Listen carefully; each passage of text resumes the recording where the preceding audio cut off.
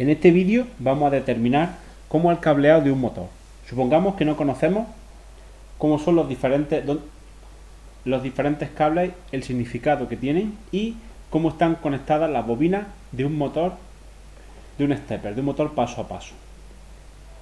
Simplemente inspeccionando y viendo que son 5 los cables, podemos deducir que es un motor bipolar, es decir, que tiene 2 bobinas y que tiene un común conectado a las 2 bobinas. Suele ser lo habitual. Si tuviéramos 6 hilos, pensaríamos que es un motor bipolar con 2 comunes. El común es el punto medio de la bobina. En este caso, al tener 5, pensamos que el común va a estar conectado a los 2 puntos medios de las 2 bobinas, con lo cual tendríamos ese punto y los otros 4 extremos de la bobina. En el caso de tener 6 cables, pensaríamos que hay 2 comunes y el resto, los otros 4 extremos de la bobina. Vamos a comprobar a ver si es cierto. Para ello vamos a usar un polímetro al que pondremos en modo continuidad, es decir, cuando conectamos nos avisa y nos dice que hay conexión eléctrica entre los 2 puntos. Ahora vamos a ir tocando en los extremos de cada una de las bobinas. Tocamos el rojo, vemos que hay continuidad entre el rojo y el naranja. Si ahora detectamos que hay continuidad también entre el rojo y el amarillo, vamos a empezar a sospechar que el rojo es el común. Efectivamente, todos los pines tienen continuidad con el rojo, es decir, el rojo es el común. Nos queda determinar cómo están formadas las otras bobinas. Lo normal sería que estuvieran consecutivos, uno al lado del otro. Vamos a comprobarlo. Vamos a tocar, por ejemplo, amarillo y naranja.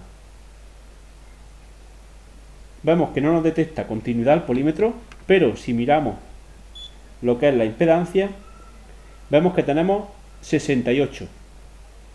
Si ahora conectamos el rojo, que es el común, con uno de ellos, vemos que la impedancia es de 34, es decir, la mitad. ¿Por qué ocurre esto? Porque el polímetro detecta continuidad cuando hay por debajo de los 50 ohmios. Como en este caso teníamos 64, no nos marca la continuidad, pero sí que estamos viendo que están conectados. Lo que ocurre es que la impedancia es mayor, es de 68 ohmios. Es decir, estos dos, naranja y amarillo, son los extremos y el rojo es el punto medio. Vamos a comprobarlo.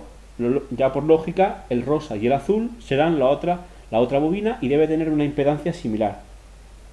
Efectivamente, vemos en el polímetro que tiene 67 ohmios, muy similar a la anterior. Y si tocamos uno de estos y el rojo, obtenemos continuidad y 34. Es decir, ya hemos determinado cómo es la estructura de nuestro stepper. Tenemos un común, que es el rojo, y 2 bobinas, naranja y amarillo, rosa y azul. Con esto ya sabemos cómo conectarlos. Serán cada una de las bobinas y los puntos medios, que nos van a dar la forma en la que hay que conectarlos. En el caso de que tuviéramos la placa controladora de este stepper, como es el caso, podemos analizarla y vemos que realmente 4 de los conectores están conectados de la misma forma y el quinto es distinto y está conectado a tierra, lo que nos hace sospechar que esa es la estructura. O sea que estábamos en lo cierto. Vamos a conectarlo ahora a una placa Arduino. Vamos a usar, por supuesto, la electrónica de control. Recordad que esta electrónica son solo transistores que nos van a permitir darle una mayor intensidad de corriente al stepper cuando se mueva. Para conectarlo vamos a utilizar solamente 4 pines y una alimentación externa, es decir, vamos a alimentar los 2 cables de alimentación con un cable USB que directamente nos va a proporcionar la alimentación para el motor. De esta forma, Arduino solamente proporcionará la parte lógica y el otro USB la parte de potencia. Vamos a utilizar los pines 8, 9, 10 y 11. Para ello vamos a crear un sketch en el que utilizaremos la librería Stepper. Veamos el programa que vamos a usar como ejemplo. Usaremos, como hemos dicho, la librería Stepper. Definimos los pasos del motor como el número de pasos necesarios para que se efectúe una rotación completa. Para este motor en concreto es 100. Definimos el objeto Stepper, al que llamaremos Small Stepper porque el motor es pequeño, pasándole como primer argumento el número de pasos por vuelta y luego los 4 pines a los que están conectados las 4 bobinas. Una variable donde guardaremos el número de pasos que vamos a establecer. establecemos una velocidad inicial de 200, es decir, será 200 pasos por minuto. Vamos ahora en el bucle, inicializamos el puerto serie y ahora vamos a ir mandando mensajes a la consola. Lo que vamos a hacer en el bucle es establecer simplemente diferentes velocidades y a medida que esas velocidades van cambiando le damos distintos números de pasos a ejecutar.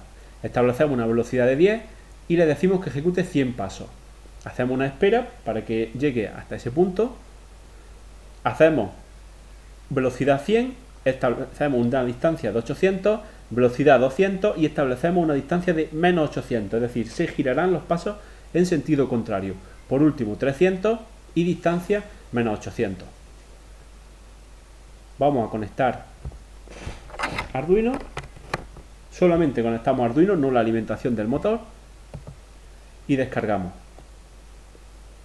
Ya ha subido y vamos a ver el funcionamiento. Vemos cómo el funcionamiento es el esperado. Cuando tenemos una velocidad de 10, el motor se mueve despacio. A medida que vamos dándole una mayor velocidad, va adquiriendo mayor velocidad, como es lógico. Vemos que funciona perfectamente en los dos giros, en los dos sentidos. Se aprecia un momento de pausa entre uno y otro debido a que hemos puesto una espera de 2 segundos y no tiene por qué esa espera ser la correspondiente a la distancia a la que queremos que se efectúe el valor. El funcionamiento de la librería es perfecto y el funcionamiento del stepper vemos que también.